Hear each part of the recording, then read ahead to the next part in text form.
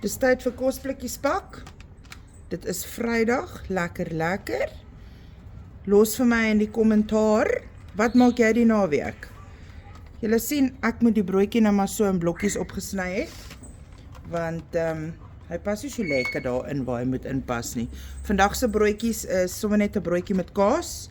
Ek wou Mama opgesit het, maar ek het lekker bekkigheid in my huis, so ek kan nie Mama op die brood sit nie.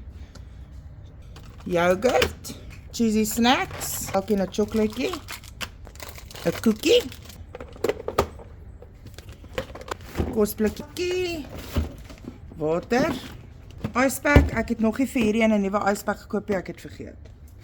Ek kry ons 'n chippy in. En vandag se vrug is 'n appel.